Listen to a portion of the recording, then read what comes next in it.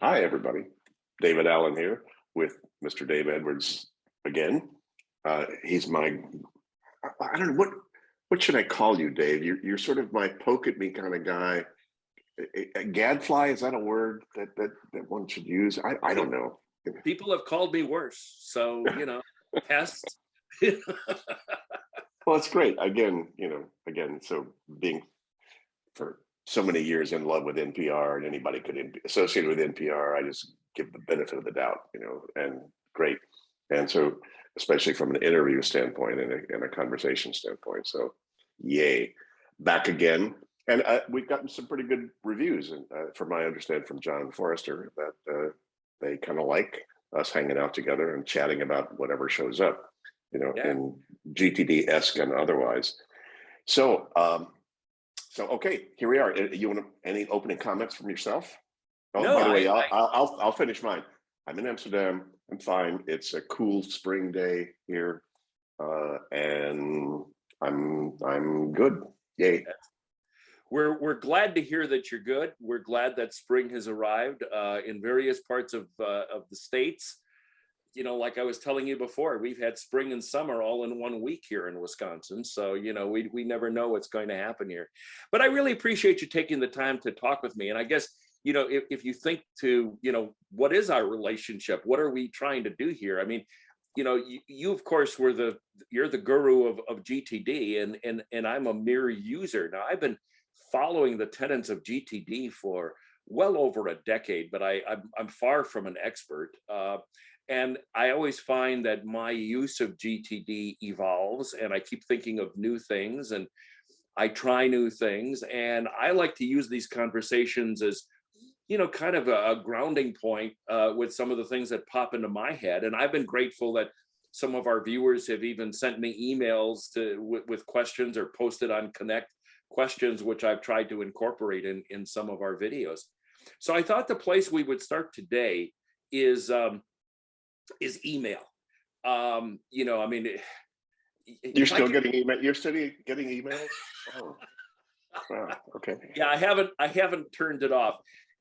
David, I like to tell the story, and but when email first kind of came on the horizon, I had a boss who took me into his office once, and he said, "Dave, let me show you this really cool thing. I now can sit at my computer and send you a message, and then when you get back to your office, it will be on your computer." And I thought, how dumb? Why would I ever need to use that? And of course, hundreds of emails now pour into our Yeah, inbox. that's like Kevin Kelly, you know, the first founding editor of Wired. Initially when the internet showed up, said, "Who would ever use this?" In his book, the 12 trends that you can't, the 12 trends book that you can't stop. Right. He was humble enough to admit his lack of prescience. In Well, I terms mean, of the irony, of course, is that I don't get any voicemail anymore. Nobody calls me anymore, which is okay. But now everything comes in via email or other printed sources. But I wanted to talk to you about processing email, and because I think this gets to be a stumbling point for a lot of people when they open up their email box and, oh boy, there's another 100 emails, and where do we put it and what do we do? So I think maybe the first thing I should ask you is, keeping GTD in mind, I mean, like, how should we be reviewing what pours into our inbox on a daily basis? like you review your mail in your mailbox. What's the difference? I don't get mail in my mailbox. It's all junk in my in my regular mail. Yeah, but you have to decide that it's junk when you open your mailbox. You don't leave it in there, Oh, that's true. That's true. right? So So, you empty out your physical mailbox, right? mhm, mhm. So what's the difference except volume? Now I understand the question. I mean, believe me, there are a gazillion people for years have asked that question, like, how do I then manage that? I say, well, how do you manage your physical inbox? And it, you know, the question is, if you got 100 emails, you open it up, how much of that is your work? Right. How much of that is your life? And if you say, well, I don't like my work, or I don't like my life, then sure, just hit Control A or Control X and just dump it all. You know, I mean, I know that's an exaggerated statement, but I go, we'll push back on that statement. Why would you even get those things if they're not relevant to you in some way? Even like junk mail. I love junk mail. I don't, a lot of it I throw instantly, but sometimes I go, well, that's kind of cool. Oh, that's a Yeah. neat little thing, or whatever. And so I don't mind. I just empty it all, on some consistent basis. And I've yet to have anybody give me any rational, intellectual, cognitively rationally argument why not to do that. Hmm. I think that the issue though is not so much, okay, yes, we got to review it all, but okay, now once we've reviewed it, it's so easy to spend so much time on the urgency of the moment. Some email comes in and like, oh, I want to respond to that, but that kind of pulls us away from the plan we had from the day. Yeah, well, screw the plan for the day. You had something that, no, really, you came up with something more important than what you had in your plan for the day. That's why daily to-do list, I haven't used, I can't ever remember using that. I plan as little as I can get by with, but I understand. Hey, I got a lot of, serious GTD mature people that the night before they go through all of their lists, all their stuff, and make a an index card with the three things they want to get done tomorrow if they have the time to do that and nothing else shows up that then takes precedence. That's fine, because that gives you the freedom and flexibility to go, this card sucks because this email came in and I'm going to spend 4 hours with this because this is like critical, way cool, surprise, you know, leverage the heck out of this new input that I've got. So, that's why it's very hard to generalize, very easy to exaggerate, very hard to generalize, about how to deal with all that stuff. Hmm. I just suggest, sometimes right now I've probably got, let me look, I've probably got, uh,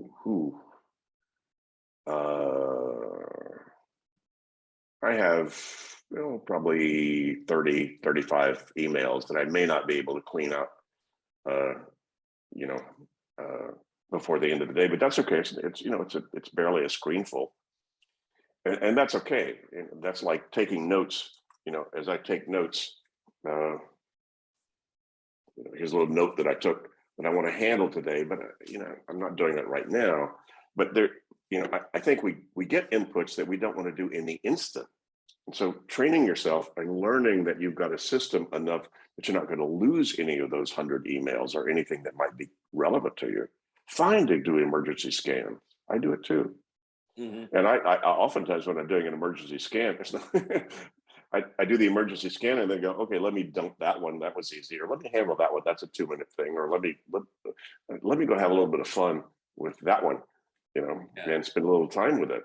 I just have the freedom to just decide to do what I feel like doing. The inventory is just not overwhelming to me. So Mhm. it's easy to assess the whole gestalt essentially of all of that workflow. I think that some of our viewers, and certainly I've run into this in over my career, is that the emails come in with a sense of urgency. Uh, Everybody thinks that their email is, they star it as urgent, and they expect you to respond to them quickly. And as a result, I mean, what is somebody else's priority may not be your priority, but the expectation is that, oh, it's an email, we've got to do it right away. Yeah, well, that comes back to what's your relationship with those people.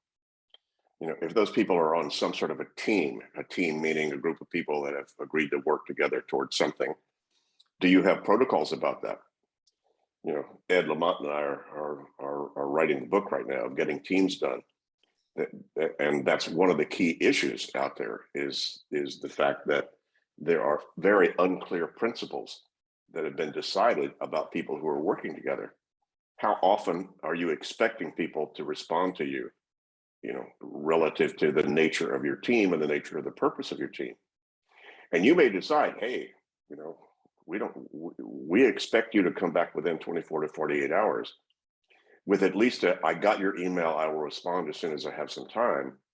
And so, coming up with criteria like that or protocols like that is, I think, probably really important. Most people are sorry, are just not I didn't want to say immature enough, but they're, yeah, you're not immature in the process yet enough to get clarity with all of those people so that you can manage that input. I Mhm. understand that's not necessarily that easy. You get it from your boss, and it's like, okay, nice to have a conversation with the boss sometime. Hey, boss, you send me an email. How often do you think I should respond to this? And what do you expect? You know, Yeah. and it's really nice to have a, gee, got your email. I'm kind of buried, or I'm under the weather right now, and I'll probably get to it, on the weekend, or by the first of the week. And that's nice to have those kinds of responses, easy for you to express. Hmm. See, I think I used to be guilty, like a lot of other people who, would check email like almost as quick as they were coming in. I mean, I was always on my email. In fact, for a while, I had a second computer screen which had my email client posted there, and I've evolved to the point where I really check my email once in the morning, once while I'm maybe eating my sandwich, and then I carve out a little bit more time later in the day to actually go through. The first two times I'm just looking for landmines. The last part of the day I'm looking for the things that I really got to read or move into my system or delete. But it's hard to convince people that that you're being efficient, because everybody expects that instant response. And I've had to just train people to say, look, I'll get to you, but it's just not going to be in the next 3 hours. Yeah, I understand. And the uh, who was our guy at Zappos, Tony Shea, had uh, next day inbox or something like that. He didn't respond to any emails except total emergencies until the next day, because he said by the end of the day, he would then see how many emails he needed to respond to the next day. So then he could then allocate appropriate time the next day to then deal with the email inputs. Smart, Right. Yeah, you no, know. that's very smart. And actually, the other thing that I found out is that the item that is marked urgent on a Monday, by the time you get to it on Tuesday, maybe the person solved that problem. They don't need me Yeah, anymore. no, yeah, no kidding. Yeah, no kidding. That's why a lot of the executives thing is wait, this thing will handle itself. You Yeah, know, um, yeah, yeah. so but not necessarily. So You know, the emails that you get, if you look at an email and say, well, this is going to take longer than 2 minutes, what do you do with it? Where do you put it? Do you put it on your list? yeah, Okay. yeah, I will. Or yeah. I'm not keeping a to-do email inbox, but that's because my life is a whole lot simpler now and less complex and less Right. voluminous in terms of stuff. There's still important things, you know. But Ed maybe he sent me you know a couple of draft chapters as we're writing of the book, and I know that's not going to take me 2 minutes. Trust me, I'm going to need to handle that. So oftentimes, what I'll do is print those and then put those in my pending basket, my physical pending basket. That's why I print. People that want to get rid of paper, I'm going, come on, paper is one of the coolest tools you can have to Yeah. be able to then, externalize and express digital information in a way that becomes a lot more easy, or a lot easier to assess, evaluate, review, reflect on, or whatever in physical form than it is in digital. Hmm. Yeah, that's my personal preference, but again, that's because I'm 76 maybe, and just I don't do work on my phone or my iPad. No, You actually, know, I've talked with I've talked with a fair number of people who are far younger than me, who are in their 30s and 40s, who are now they're carrying paper planners, which I don't even do. But I mean, there is a value to paper, and I think people are starting to see that. Man, I just love talking with David Allen, the author of Getting Things Done. We do these periodic chats, and we'll have more coming up. That's why you might want to consider subscribing so you don't miss any of our future chats with David Allen. And do me a favor and hit the like button as well. Now, before I forget, if you have questions that you'd like me to ask David in future episodes, you can do one of two things. Send me an email, daveedwards@outlook.com, or go to my webpage, daveedwardsmedia.com. And you can go to the contact page and send me the question there, or you can just post the question below.